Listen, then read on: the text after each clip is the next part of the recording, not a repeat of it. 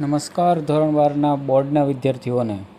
વિદ્યાર્થી મિત્રો, ગાલા એસાઇનમેન્ટ 2026 જે બોર્ડનું પરીક્ષા યોજાવાની છે એમાં ધોરણ 12ના નામાના મૂળ તત્વો એટલે કે એકાઉન્ટ્સનું પેપર એટલે કે ગાલા એસાઇનમેન્ટનું પેપર નંબર 2 એનો વિભાગ એ અને વિભાગ બી, આ વિભાગનું સંપૂર્ણ સોલ્યુશન મિત્રો આપણે કરવાના છીએ. હું ગોડિકિયા પ્રવીણભાઈ આપ સૌનું હાર્દિક સ્વાગત કરું છું. વિદ્યાર્થી મિત્રો, બોર્ડની પરીક્ષામાં સૌથી વધારે માર્ક્સ પ્રાપ્ત કરવા માટે ગાલા એસાઇનમેન્ટ 2026નું જે એસાઇનમેન્ટ છે ખરેખર ખૂબ અગત્યનું છે. એમાંના પેપર 2નું આપણે સોલ્યુશન કરવાના છીએ. આજના આ વિડીયોમાં વિભાગ એ અને બી તેની સંપૂર્ણ માહિતી છે એ આપવાની છીએ. તો વધારે સમય નહીં લેતા જોઈએ આપણે આ નામાના મૂળ તત્વોનો વિભાગ એ અને બીનું સોલ્યુશન. પહેલાં છે કે નીચેના પ્રશ્નો માટે આપેલ વિકલ્પમાંથી સાચો વિકલ્પ પસંદ કરીને જવાબ લખો. પ્રશ્ન 1 થી 20 છે એ દરેકનો 1 ગુણ છે, એટલે કે 20 ગુણના છે આ રહેશે. એમાં સૌથી પહેલાં એવું છે કે નફા નુકસાન ફાળવણી ખાતાની ઉધાર બાકી એટલે તો મિત્રો જે એ, આ બી, સી અને ડી એમાંથી જે લાલ અક્ષરે જે છે એ આપણો જવાબ છે બનતો હોય છે, ખાસ છે એ ધ્યાન લેજો. ત્યારબાદ છે બીજું છે ભાગીદારોની મૂડી પરનું વ્યાજ એ ભાગીદાર માટે, તો એની અંદર છે એ જે આપણે 2 રીતે છે લાલ અક્ષર કર્યો તો એમાંથી તમને હું સાચો જવાબ છે મિત્રો આપી દઉં. તો એની અંદર જે આવક જે છે એ એનો સાચો જવાબ છે, આ ખાસ છે નોંધ લેજો.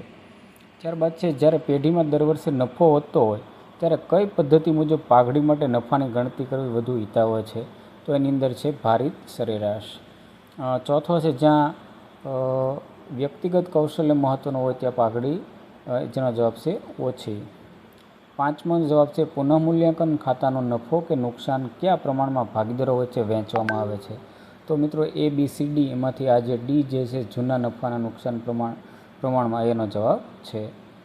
છઠ્ઠો છે કે ભાગીદારી પેઢીમાં પુનર્ગઠન વખતે રોકાણો પુનઃમૂલ્યાંકન બાદના પાકા સરવૈયામાં દર્શાવવામાં આવે છે, તો એનો જવાબ આવે છે સી એટલે કે બજાર કિંમતે.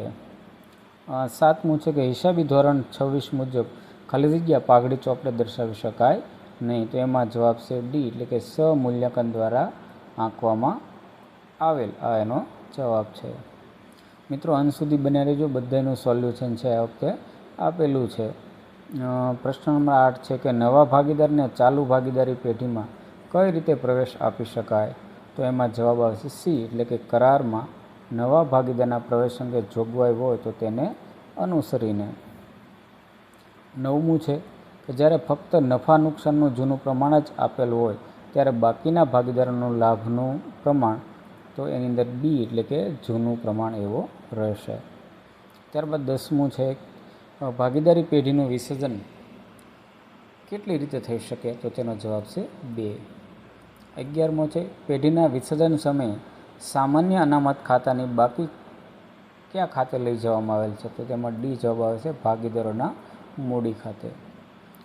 12મું છે કે ભારતમાં સેબીની સ્થાપના કયા વર્ષમાં થઈ, 1991. 13મો પ્રશ્ન છે કે શેર જપ્ત થાય ત્યારે જપ્ત થયેલા શેર પર મંગાવેલી કુલ રકમ કરવામાં આવે છે, તો એનો જવાબ આવશે ડી એટલે કે શેર મૂડી ખાતે ઉધાર. 14મું છે ડિબેન્ચર પ્રીમિયમથી બહાર પડતા મળેલ પ્રીમિયમની રકમ ખાલી જગ્યા, તો એમાં જવાબ છે બી મૂડી નુકસાન. 15મું છે કે નીચેનામાંથી કયું વિશ્લેષણ સમયના આધારે વર્ગીકરણ દર્શાવવામાં આવે છે, તો તેનો જવાબ છે ડી લાંબા ગાળાનું વિશ્લેષણ. 16મો પ્રશ્ન એક કંપનીમાં પાછલા વર્ષની વેચાણ ઉપજ છે તેમાં ચાલુ વર્ષે ખાલી જગ્યા 12% વધારો થયો હોય તો ચાલુ વર્ષની વેચાણની કિંમત કેટલી, તો એનો જવાબ આવે છે એ. ત્યારબાદ 17મું છે કે ચાલુ મિલકતોમાંથી કઈ મિલકત બાદ કરવાની પ્રવાહી મિલકતો મળે છે, તો એનો જવાબ છે એ એટલે કે સ્ટોક. 18મું છે ધંધાની ટૂંકા ગાળાની સદ્ધરતા અંગેની માહિતીનું વિશ્લેષણ આપે છે, તો તેનો જવાબ આવે છે બી એટલે કે તરલતા. 19મો છે કે નીચેનામાંથી કયો વ્યવહાર હંમેશા કામગીરી પ્રવૃત્તિનો વ્યવહાર બને, તો તેનો જવાબ છે ડી. 20મો અને છેલ્લો પ્રશ્ન છે કે નીચેનામાંથી કોનો નાણાકીય ખર્ચમાં સમાવેશ થાય છે, તો તેનો જવાબ છે ડી એટલે કે વ્યાજનો ખર્ચ. તો વિદ્યાર્થી મિત્રો, આ રીતે આપણે 1 થી 20 સુધીના જે કાંઈ પ્રશ્નો હતા તેનો એ જવાબ આપવાનો છે એ પ્રયત્ન કરેલો છે. આગળ જોઈએ આપણે હવે નામાના મૂળ તત્વોનો આ જે છે એ વિભાગ બી, એની ચર્ચા આપણે કરીએ. એમાં સૌથી પહેલાં છે કે નીચેના પ્રશ્નોના એક વાક્યમાં જવાબ આપો. જે 21 થી 30 પ્રશ્નો જે છે તેના જવાબ છે આપવાના છે. પહેલું છે, કોઈ પણ 4 પ્રશ્નો છે એ આપવાના છે અને પ્રશ્ન નંબર 21 છે એ જોઈએ આપણે. મૂડીકૃત નફો એટલે શું?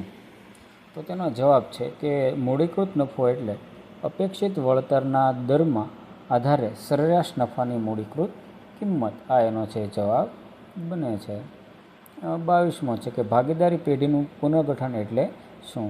તો ભાગીદારી પેઢીનું પુનર્ગઠન એટલે જુદા જુદા કારણસર ભાગીદારીમાં થતો ફેરફાર. 23મો પ્રશ્ન છે, સક્રિય ભાગીદારે શા માટે નિવૃત્તિ અંગેની જાહેર નોટિસ આપવી ફરજિયાત છે? તો સક્રિય ભાગીદારે જાહેર નોટિસ દ્વારા તેની નિવૃત્તિ અંગેની જાહેરાત કરવી ફરજિયાત છે, નહીંતર તેની નિવૃત્તિ પછીની પ્રવૃત્તિ દ્વારા ઉપસ્થિત થતી ત્રાહિત પક્ષ પ્રત્યેની જવાબદારી માટે તે જવાબદાર બને છે. 24મો પ્રશ્ન છે, ભાગીદારી પેઢીનું વિસર્જન એટલે શું? તો તેનો જવાબ છે, કાયદાકીય દૃષ્ટિએ પેઢીનું અસ્તિત્વ કાયમ માટે મટી જાય ત્યારે ભાગીદારી પેઢીનું વિસર્જન થયું કહેવાય. 25મો પ્રશ્ન છે, પેઢીના વિસર્જન સમયે અગાઉ માંડી વાળેલ ઘાલખાત પરત મળે ત્યારે તેની નોંધ ક્યાં થાય છે?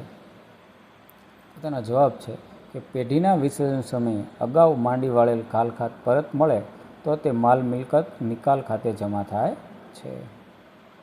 26મો પ્રશ્ન છે, ડિબેન્ચર હોલ્ડર કોને કહેવાય? તો આન્સર છે એનો કે જે લોકો કંપનીને નાણાં આપી ડિબેન્ચર મેળવે છે અથવા બજારમાંથી ડિબેન્ચર ખરીદે છે તેઓ ડિબેન્ચર હોલ્ડર કહેવાય છે. 27મો છે, વ્યાજ આવરણ ગુણોત્તર શું બતાવે છે? તો તેનો જવાબ છે કે વ્યાજ આવરણ ગુણોત્તર વ્યાજ અને વેરા પહેલાંનો નફો અને લાંબા ગાળાના દેવા પર વ્યાજનો સંબંધ દર્શાવે છે.